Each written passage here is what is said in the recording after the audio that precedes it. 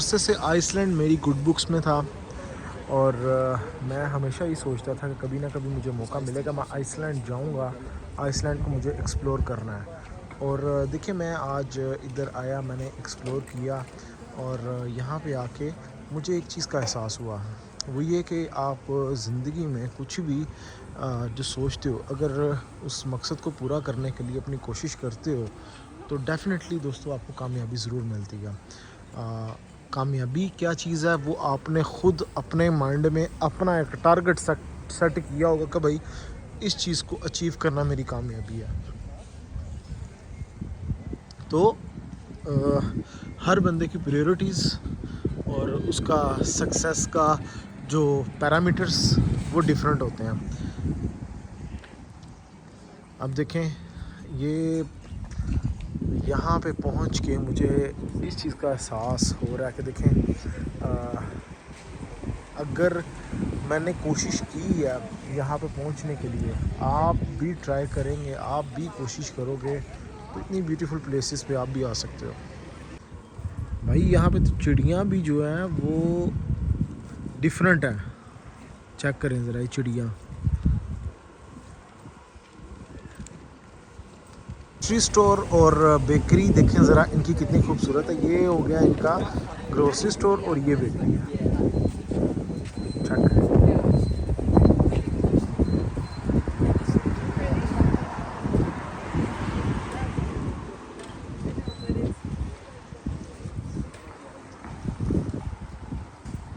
देखें ये ice cream shop कितनी खूबसूरत लग रही है।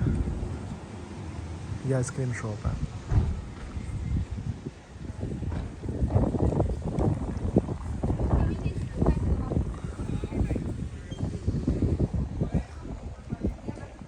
कंट्रीज़ हमेशा एक्सपेंसिव होते हैं जहाँ पे टूरिस्ट बहुत ज़्यादा होते हैं और सिटी छोटा होता है। अब डाउनटाउन मैं इसका अगर पूरा कवर करना चाहूँ, आई थिंक सो ये पूरा सिटी, ये जो मेन फेमस है यहाँ का, आधे घंटे के अंदर मैं इसको पूरे डाउनटाउन को, ये सारी प्लेसेस को कवर कर लूँगा। तो ऐसी प्लेसेस पे जो आपको रिहाइश मिलेगी या फिर आपको जो ख़र्चा होगा आपका दूसरे कंट्रीज़ की निस्बत बड़ा डबल ट्रिपल होगा। इस साइड पे ये कोई इनकी मेन फेमस बाज़ार है तो इसको एक्सप्लोर करता हूँ। आज अच्छी बात ये है कि बारिश जो है ना वो रुक गई है, क्योंकि मैं जब आया हूँ उस टाइम पे बारिश हो रही थी और मैंने यही सोचा मैं कल आज का दिन फिर ज़ाया, लेकिन थोड़ी देर बाद धूप निकल आई और बारिश रुक गई। उससे ये हुआ कि मौसम तो खुशगवार हो गया, ठंडा हो गया, लेकिन जो है बारिश की वजह से जितने भी ये पत्ते हैं, ग्रीनरी वो ज़्यादा हो गई है, अच्छा लगना शुरू हो गया, खूबसूरत माहौल हो गया। जैसे कि हर कंट्री के अंदर जो मेन फेमस स्ट्रीट होती है जहाँ पे तमाम बड़े बड़े बिग ब्रांड्स होते हैं, ये बेसिकली वही एक स्ट्रीट है। मुझे इस स्ट्रीट का नाम नहीं पता, लेकिन जिस भाई को भी पता वो ख़ुद बता दे भाई। लेकिन यहाँ पे जितने भी हैं तमाम बड़े ब्रांड्स हैं, कैफ़े हैं और रेस्टोरेंट्स हैं। कैफ़े मीन ये जो कॉफ़ी कैफ़े है। अब कैफ़े को भी काफ़ी लोग मुख्तलिफ़ मायनों में ले लेते हैं। शीशा बार को भी कैफ़े कहा जाता है, लेकिन नहीं, ये मैं कॉफ़ी की बात कर रहा हूँ। और यहाँ पे मुख्तलिफ़ तरह की बेकरीज़ बनी हुई हैं। आपको पता कि जो यूरोपियन कल्चर है, यहाँ पे लोग जब किसी शॉप में जाकर बैठते हैं कॉफ़ी पीने के लिए तो भाई 2-2 घंटे बैठ जाते हैं। एक कॉफ़ी नहीं ख़त्म होती उनसे, 2-2 घंटे तक चल रही होती है। और हमारा माहौल क्या है कि हमने कॉफ़ी पीनी और फ़ौरन निकल जाना, खाना खाना फ़ौरन निकल जाना। नहीं, ये यहाँ पे ये सीन नहीं है। यहाँ पे भाई वो लैपटॉप लेकर आते हैं, कॉफ़ी पकड़ी, बैठ के वाईफाई लगाया, पूरा दिन बैठे काम करते रहे। और ये अभी ये देखें, ये भी एक कॉफ़ी शॉप है, यहाँ बैठे गपशप लग रही है।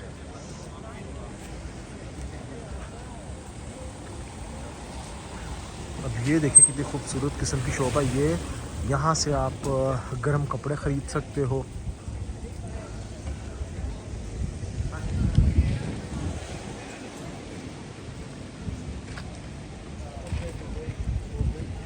और ये है जी ग्रोसरी स्टोर। यहाँ से जैसे 7-Eleven है उसी तरह का ये छोटा सा ग्रोसरी स्टोर है। 7-Eleven तो नहीं है ये, लेकिन छोटा सा ग्रोसरी स्टोर है। यहाँ पे आइसलैंड में आपको जगह जगह पे ऐसी प्लेसेस देखने को मिलेंगी कि आपका दिल करेगा यहाँ पे फ़ोटो बनाऊँ, मैं पिक्चर्स और वीडियोस वगैरह बनाऊँ। और यही जो यूनिक चीज़ है यहाँ की और सबसे डिफरेंट है, ऐसा ही आपको हर जगह पे मिलेगा। यूनिक चीज़ इनकी मुझे ये लगी है कि जो इनका रहने का लाइफस्टाइल है, यहाँ का जो घरों का आर्किटेक्चर है, वो मुझे ना बहुत अट्रैक्ट किया है। अब लोग कहेंगे कि भाई इसी तरह का हर जगह पे होता है, भाई इस तरह का हर जगह पे मैंने तो नहीं देखा। मैं पूरी दुनिया मैंने ट्रैवल कर लिया, मैंने इस तरह का नहीं देखा कि जो है हर घर ही उन्होंने बड़े ख़ूबसूरत किस्म का आर्टिशन की हो उसकी और डिफरेंट बनाया हुआ दूसरे से। और अब ये देखें,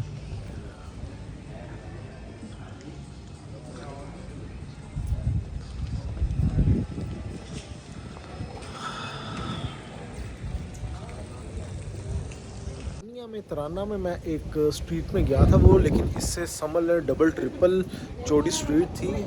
और मुझे ना थोड़ी बहुत इसकी याद दिलाती है तिराना की ये स्ट्रीट, क्योंकि इसी तरह का ही कुछ उन्होंने ट्रैक बनाया हुआ था। अगर कुछ किसी ने मेरा वो तिराना का अल्बानिया का व्लॉग देखा होगा तो उसको पता होगा कि इसी तरह का ट्रैक था, लेकिन साइड पे उसके रोड्स जा रहे थे। इसके तो साइड पे वो शॉपिंग मॉल और रेस्टोरेंट बार और घर बने हुए हैं ना, वहाँ पे रोड्स थे और बड़ा वो खूबसूरत किस्म का माहौल था। और ये सेम उसी की मुझे याद दिलाता है। चेक करें ज़रा, ये दरमियान में ट्रैक, और या तो ये साइकिलिंग के लिए होगा ट्रैक, या फिर किसी ने अगर वॉक वगैरह करनी हो, कोई जॉगिंग करनी हो, ये शायद उसके लिए ट्रैक होगा, साइड पे चलने वाला वो सीन होगा। तो जो अल्बानिया में था वो थोड़ा सा मिलता जुलता ही था इससे, कि जो दरमियान वाला ट्रैक था वो पैदल चलने वालों के लिए था, और जो साइड वाले थे वो उस पर आप कोई चला सकते हैं। ये देखें, हाँ ये पैदल चलने वालों के लिए बिल्कुल ऐसे ही है।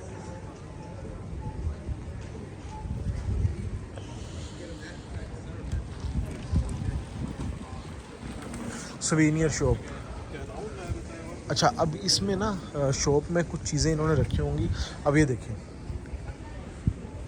ये बनाया नहीं हुआ, ये ओरिजिनल किसी जो एनिमल कोई जानवर है उसकी खाल को जो है प्रिजर्व करके इन्होंने रखा हुआ है, और ये नॉट फॉर सेल होगा। और इसी तरह मुख्तलिफ़ शॉप्स में आपको जो हंटिंग का शौक़ रखते हैं उन्होंने अपने जानवरों का जो शिकार किया होगा, हिरन का, बारहसिंगे का, किसी का भी, तो उसको प्रिजर्व करके, पोलर बियर का, तो उसको उन्होंने वो डेकोरेशन के तौर पर लगाया होगा।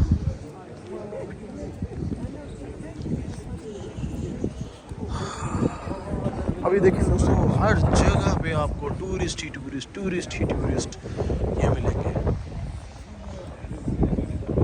इसीलिए यहाँ की फ़्लाइट्स जो है ना दोस्तों इंतहाई एक्सपेंसिव जाती है।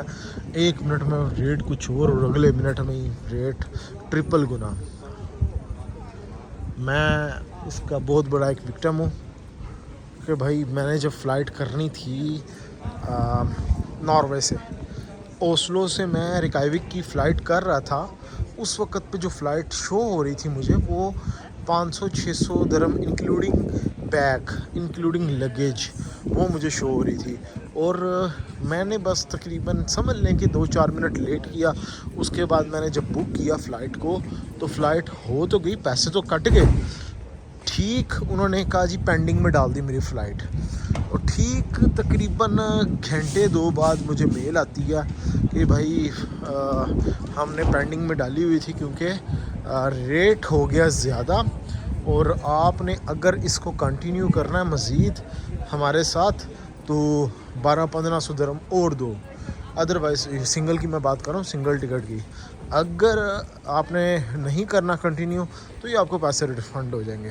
तो देखें ये इस तरह चलता है यहाँ पे, एक मिनट में कुछ और है फ़्लाइट तो अगले मिनट में कुछ और।